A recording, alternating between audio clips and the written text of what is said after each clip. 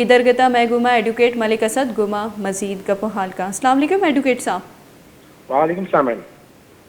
Advocate صاحب پہلے تو بہت شکریہ ٹائم دینے کا.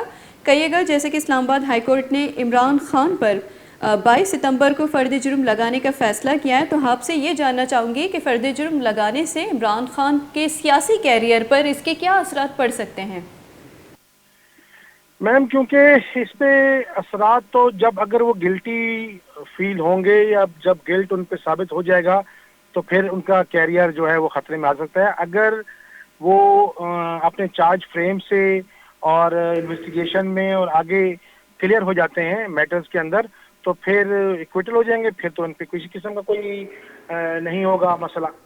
اگر وہ ثابت ہو گیا، پروسیکیوشن نے ثابت کر دیا ان کے اوپر یہ کیس، تو پھر ان کے لیے ایک مسئلہ ہو سکتا ہے ان کی ریپوٹیشن کے اوپر اور ان کی سیاسی پارٹی کے اوپر. اگر پروسیکیوشن ثابت نہ کر سکی تو پھر ان کے اوپر کوئی کیس نہیں بنتا اور ان سے مزید ان کی پاپولیرٹی بھی بڑھے گی. پھر اچھا ایڈوکیٹ صاحب، جیسے کہ یہ 22 ستمبر اسلام آباد ہائی کورٹ نے 22 ستمبر کا ٹائم دیا ہے، تو 22 ستمبر تک عمران خان بطور وکیل آپ سے جاننا چاہوں گی کہ کیسے خود کو فرد جرم لگانے سے بچا جا سکتا ہے؟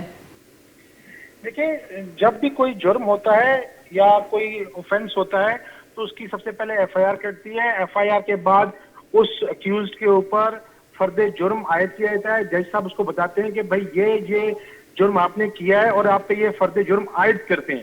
تو اس کے بعد اس کے جو کراس ایگزامینیشن ہوتا ہے، اس کے بعد ایک کیس کا ٹرائل شروع ہوتا ہے.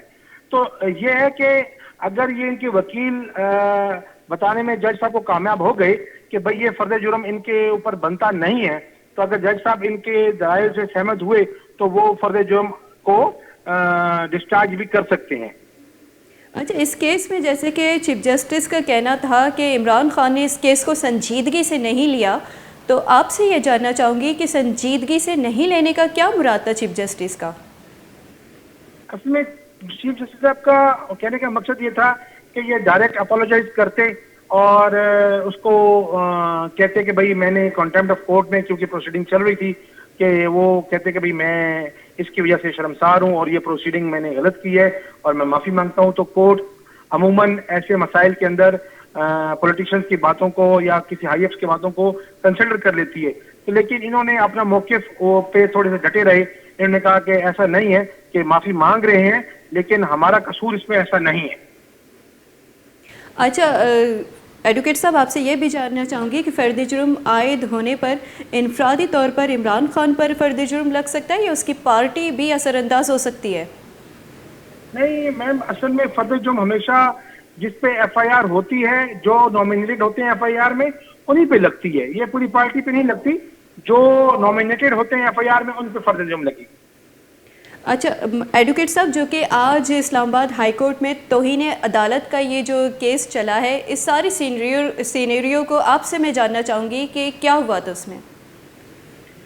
میم اصل میں ہوا یہ کہ جب کورٹ نے انیشیٹو پروسیڈنگ لی، کیونکہ ایک ایڈیشنل سیشن جج کے بھری جگہ پر ان کو کہنا کہ میں آپ کو دیکھ لوں گا، میں یہ کر لوں گا، میں وہ کر لوں گا، وہ قانون کے اگینسٹ ہے.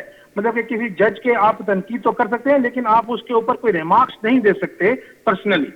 اگر آپ کو فیصلے سے ان کا کوئی اختلاف ہے تو آپ اس کو اوپر آرڈر اسیل کر لیں، اس سے اوپر آرڈر کو اسیل کر لیں. لیکن یہ نہیں ہے کہ آپ کسی جلسے کے اندر کسی جج کو یا کسی بھی اتھارٹی کو آپ اس کو کہیں کہ بھئی ہم آپ کے خلاف ایک مہم چلائیں گے اور ہم آپ کو نقصان پہنچائیں گے اور ہم آپ کی جان کے در پہ ہو جائیں گے. اس قسم کی باتیں جو ہوتی ہیں وہ امیج کو خراب کرتی ہیں اور وہ قانوناً اس کو اجازت نہیں ہے کسی بندے کو بھی.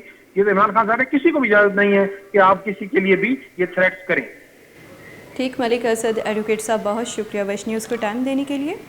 ایڈوکیٹ میگونا گپو حال کنیے گپو حال شما دلگوش کو چکے آوتی ایس ٹی ایڈوکیٹ بستارہ کے مطلب قانونی طریقہ کہ عمران خان پارٹی والے عمران خان سیاسی کیریئر وارا فرد جرم عائد کنگا چی اثرات بیان تی آئی حوالے سے گپو حال کریے. چونکہ پاکستان تحریک انصاف چیئرمین عمران خان علاقہ کے اسلام آباد ہائی کورٹا توئنی عدالت کیس گوش دارک بتا کہ توئنی عدالت کیسا اسلام آباد ہائی کورٹا مزن وزیر عمران خان پسا پیسرے کی مزن وزیر عمران خان پسا رد کتا گوا یہ سرا 22 ستمبر فرد جرم جنگے سرا فیصلہ کتا.